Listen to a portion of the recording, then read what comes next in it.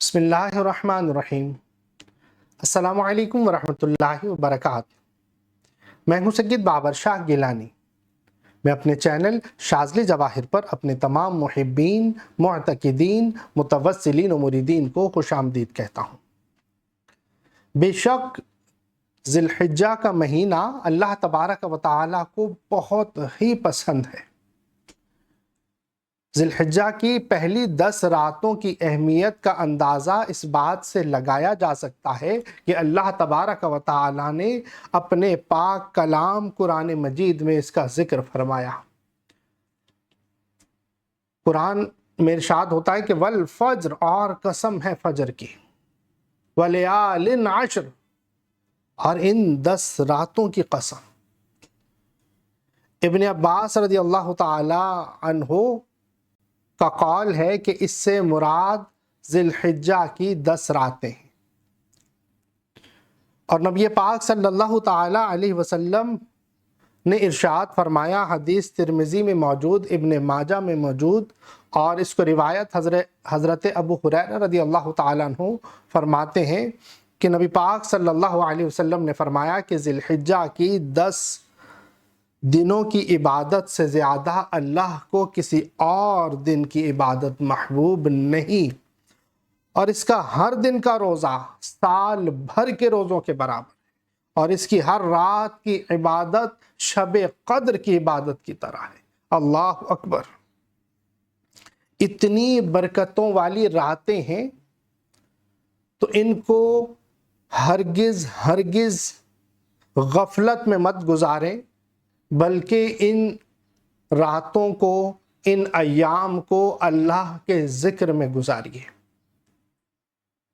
اور یہ اتنی برکت والی راتیں ہیں، اتنے برکت والے دن ہیں کہ اللہ تبارک و تعالیٰ کے محبوب صلی اللہ علیہ وسلم تو یہ فرما رہے ہیں کہ اس سے زیادہ اللہ کو کسی دن کی عبادت محبوب نہیں ہے، اور ان 10 دنوں میں اگر کوئی روزہ رکھتا ہے تو وہ سال بھر کے روزے کے برابر ہے، اور اس کی ہر رات شب قدر کی طرح ہے۔ اللہ اکبر! بزرگان دین تو یہ فرماتے ہیں کہ جس رات کی قدر کر لی جائے وہ شب قدر ہے۔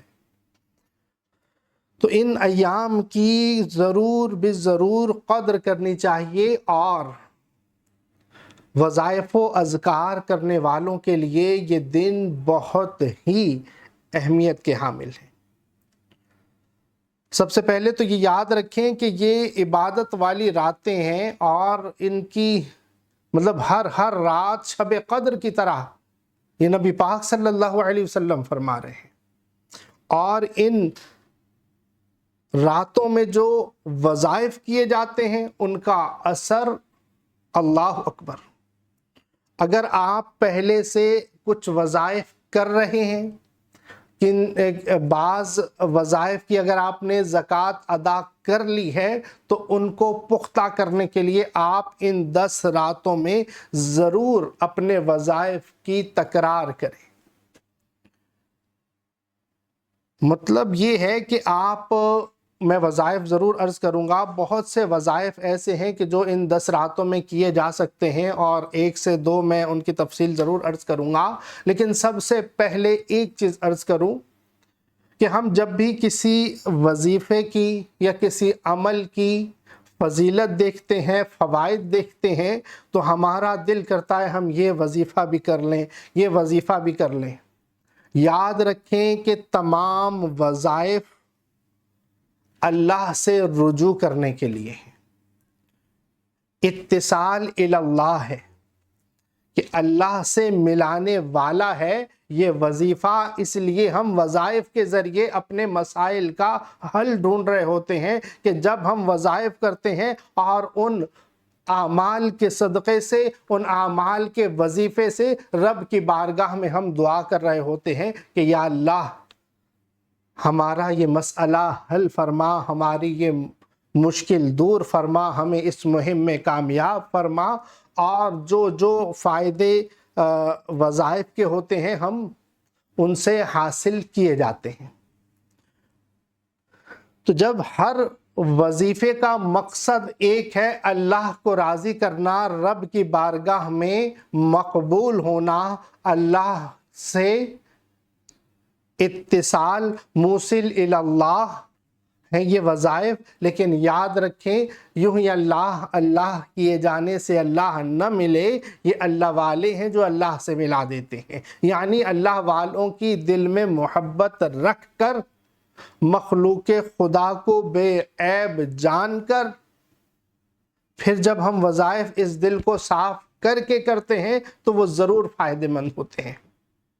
ادھر ہم خالق کی تسبیح بیان کر رہے ہوں اور مخلوق کا حسد، مخلوق کے لیے ہمارے دل میں نفرت، برائی بیٹھی ہو، تو پھر ہم کیسے اس دل میں اللہ کی یاد کو بسا سکتے ہیں؟ تو سب سے پہلے اس دل کو صاف کیجئے، اور جو وظائف آپ نے کیے ہیں اب نئے نئے وظائف کر کے آگے دوڑ پیچھے چھوڑ والا کام مت کیجئے، بلکہ جو ایک وظیفہ ایسا کر لیں کہ جو آپ کو دنیا اور آخرت میں آپ کی کامیابی کا ضامن ہو۔ ایک ہی وظیفہ اتنا پڑھ لیں کہ وہ سبحان اللہ کہ من تقرر فقررا، کہ جس کی تکرار کی جاتی ہے وہ قرار پکڑ جاتا ہے۔ تو ایسے کسی ایک وظیفے کو اتنا پکا لیں کہ سبحان اللہ، اس کی تکرار سے جو حرارت پیدا ہوگی وہی حرارت ہے جو ہمارے دل میں نور پیدا کرے گی، ہمارے ظاہر و باطن کو پاک کرے گی۔ تو ان ایام میں جو وظائف آپ کر چکے ہیں ان کو آپ ان راتوں میں پڑھیں تو ان کی روحانیت میں اضافہ ہوگا، اور جو اعمال آپ نے چھوڑ دیے ہیں اور آپ اب ان کو نہیں پڑھ رہے، تو آپ ان راتوں میں ان کی تکرار کیجئے، وہ آپ کے عمل میں دوبارہ آ جائیں گے۔ یہ اتنی قیمتی راتیں ہیں، تو ان راتوں کو ہرگز ایسے مت جانے دیجیے گا۔ ان راتوں میں بہت سے وظائف کیے جاتے ہیں۔ اہل سلوک کا اور بزرگان دین کا طریقہ رہا ہے کہ وہ اللہ تبارک و تعالیٰ کی کبریائی کا ذکر کرتے ہیں، اور جو بزرگان دین ہمیں تعلیم کرتے ہیں کہ ان دنوں میں کون سے وظائف کرنے چاہیے، تو سورہ کوثر ان دنوں میں بہت ہی مفید ہے۔ سورہ کوثر کو پڑھنے والا کبھی کسی کا محتاج نہیں ہوتا، جادو ٹونا نظر آسیب اس سے دور ہو جاتے ہیں۔ یعنی جو چیزیں اس کے لیے نقصان دہ ہیں اللہ تبارک و تعالی سب اس سے دور کر دیتا ہے کہ اِنَّا أَعْطَيْنَاكَ الْكَوْثَرَ، اے محبوب ہم نے آپ کو کوثر عطا کیا۔ بعض بزرگان دین فرماتے ہیں ہم نے آپ کو کثرت عطا فرمائی ہے، تو اس کثرت کا حصہ ہمیں ملتا ہے۔ یعنی نعمتیں ملنے والی آیت ہے کہ اللہ تبارک و تعالی نے اپنے محبوب صلی اللہ علیہ وسلم سے مخاطب ہو کر فرمایا کہ اِنَّا أَعْطَيْنَاكَ الْكَوْثَرَ، اے محبوب ہم نے آپ کو کوثر عطا فرمایا، یعنی کثرت عطا فرمائی، نعمت عطا فرمائی۔ اس نعمت کا کیا شکرانہ ہے کہ اس نعمت کا شکرانہ رب فرما رہا ہے فَصَلِّ لِرَبِّكَ وَانْحَرْ، اے محبوب آپ نماز ادا کیجئے اور نحر کیجئے، یعنی اللہ کی بارگاہ میں قربانی کیجئے۔ اِنَّ شَانِئَكَ هُوَ الْأَبْتَرُ، جب آپ کو نعمت ملی، نعمت کا شکر ادا کیا، اب نعمت کی مکمل ہونے پر جب شکر ادا کیا، پھر رب اعلان فرماتا ہے کہ اِنَّ شَانِئَكَ هُوَ الْأَبْتَرُ، اے محبوب آپ کا ہر دشمن بے نام و نشان ہوگا۔ اس آیت کی برکت کیا ہے؟ اس آیت کی برکت یہ ہے کہ جو آپ کے دشمن ہیں آپ سے دور ہو جائیں گے، اللہ اس کو مٹا دے گا۔ یہ نظر آپ کے دشمن، یہ آسیب آپ کے دشمن، یہ شیطان آپ کا دشمن، جادو آپ کا دشمن، یہ حسد آپ کا دشمن، یہ ظالم آپ کا دشمن، یہ بیماریاں آپ کا دشمن، جو یہاں تک کہ آپ کا نفس بھی آپ کا دشمن ہے، وہ بھی کبھی آپ پر غالب نہیں ہوگا۔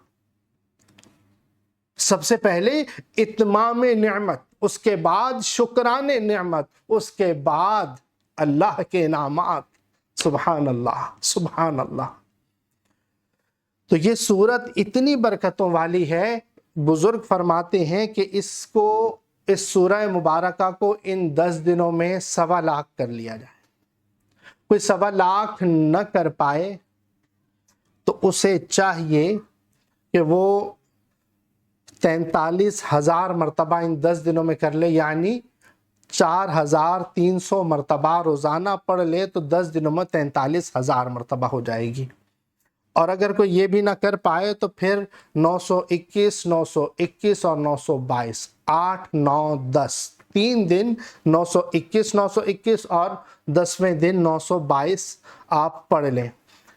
جب بھی کوئی وظیفہ آپ عمل کے لیے کر رہے ہوں کہ اس کا فائدہ آپ کو بھی پہنچے اور آپ مخلوق خدا کو فائدہ پہنچائیں، تو اس وظیفے میں آپ کو چاہیے کہ آپ ترک جلالی اور جمالی کر لیں۔ ترک جلالی کیا ہوتا ہے؟ وہ ترک جس سے جلال ظاہر ہوتا ہے، یعنی کسی جانور کو ذبح کرنا، کسی جانور کو مار دینا، اس طرح کے اعمال نہ کیے جائیں، یعنی ذبح جانور کو نہ کیا جائے، یا کسی پر سختی نہ کی جائے، یا مخلوق خدا کو اپنے ہاتھ، اپنی زبان، اپنے پاؤں، اپنے وجود سے مخلوق خدا کو تکلیف، اتنی سی ایک معمولی سی بھی تکلیف نہ دی جائے۔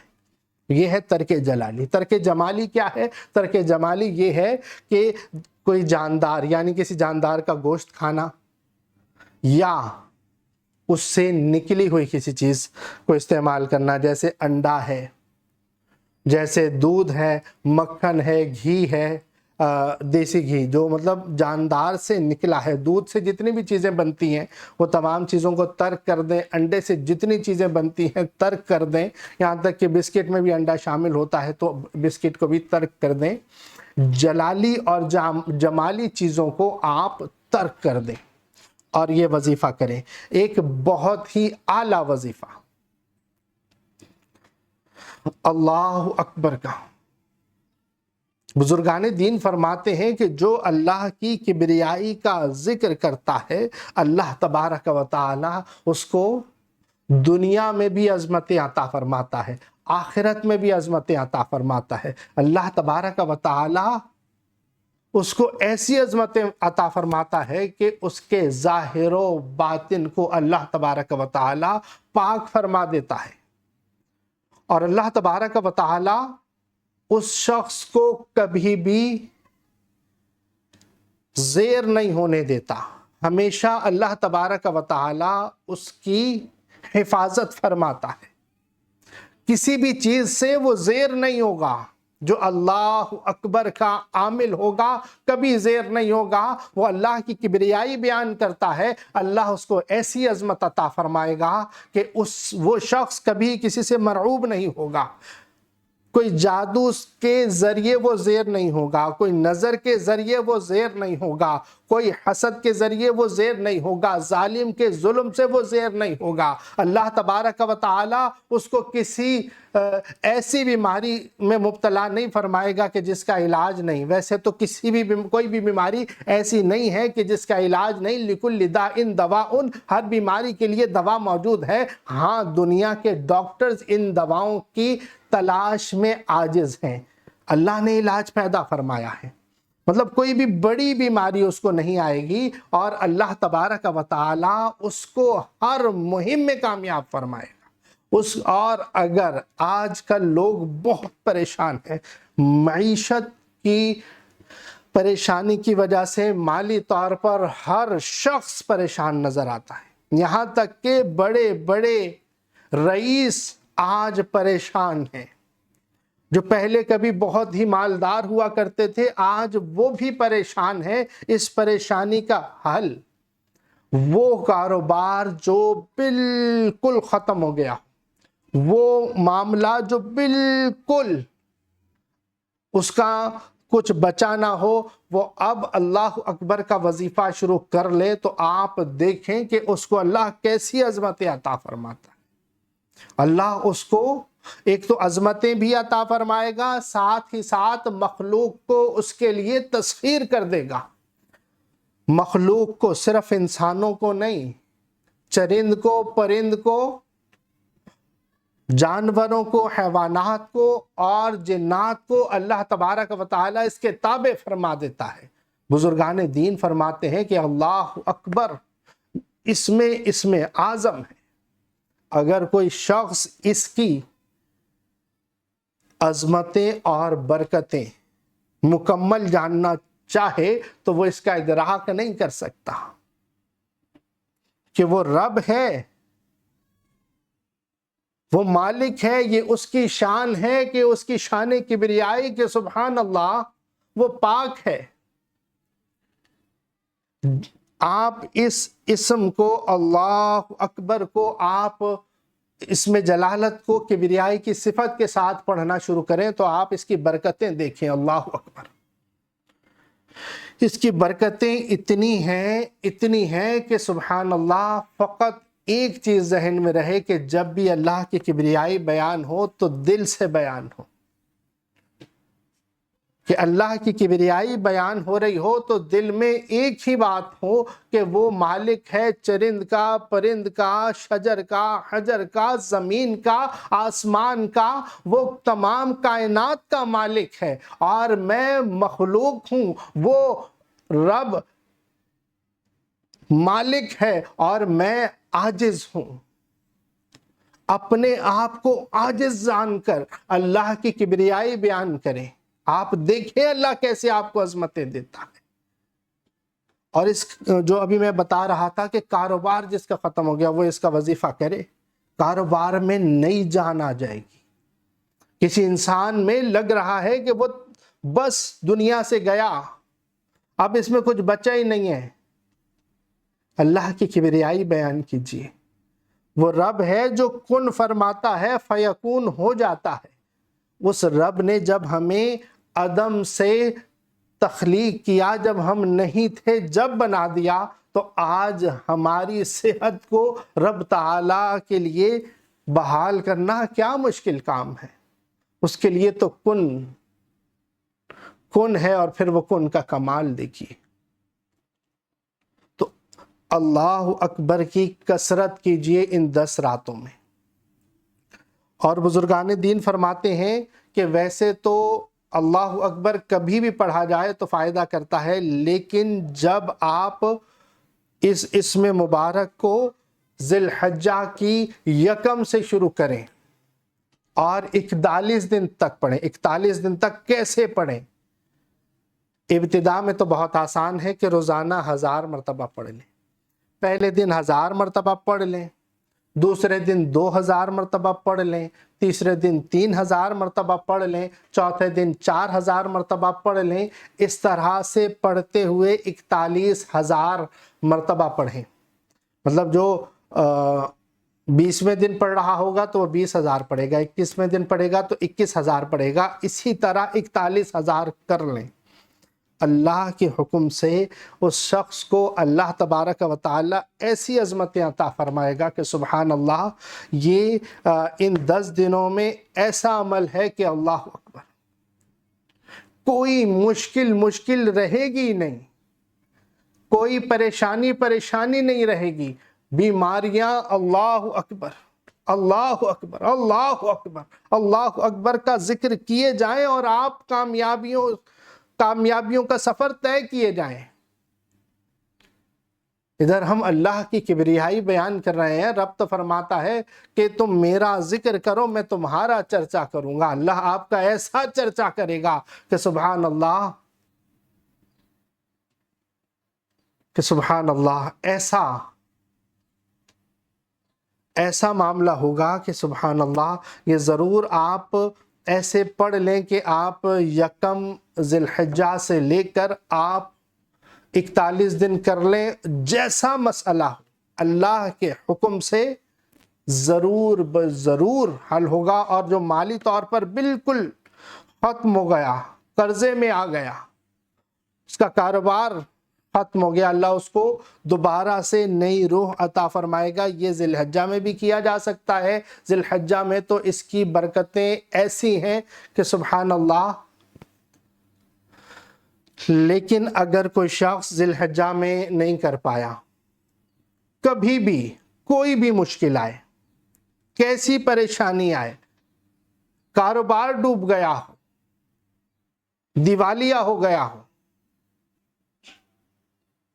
کسی طرح سے صحت کا دیوالیہ نکل گیا ہو، آپ کی عزت کا دیوالیہ نکل گیا ہو، آپ کو لگتا ہو کہ ابھی کوئی آپ کو آپ کے عہدے سے معزول کر دے گا، آپ یہ وظیفہ کرنا شروع کیجئے۔ آپ 41 دن کا یہ وظیفہ بظاہر تو تھوڑا سا آپ کو محنت کرنا پڑے گی، لیکن اس محنت کا جو اجر ہے یہ تیر با ہدف ہے۔ آج تک ان آنکھوں سے میں نے اس کے برکتیں خود بھی دیکھی ہیں، لوگوں کو بتایا بھی ہے، جس کو بتایا ہے کہ وہ سبحان اللہ، اللہ اکبر، وہ اتنے فوائد اس کو نظر آئے کہ سبحان اللہ، کہ پہلے دن 1000 مرتبہ، دوسرے دن 2000 مرتبہ، تیسرے دن 3000 مرتبہ، چوتھے دن 4000 مرتبہ، اسی طرح آپ بڑھتے جائیں اور 41 دن آپ اللہ اکبر کا یہ وظیفہ کر لیں۔ کوئی مشکل ہی نہیں ہے، یہ وظیفہ بھی مشکل نہیں ہے، اور اس کے بعد اس کا اثر دیکھیں گے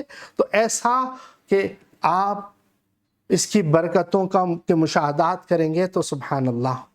اللہ تبارک و تعالی ہمیں اس عظیم مہینے میں عبادتوں کے ساتھ ساتھ رب کو راضی کرنے والے اعمال کرنے کی توفیق عطا فرمائے۔ آخر میں محبت کا پیغام، اپنا اور اپنے پیاروں کا بہت خیال رکھیے گا۔ السلام علیکم ورحمۃ اللہ۔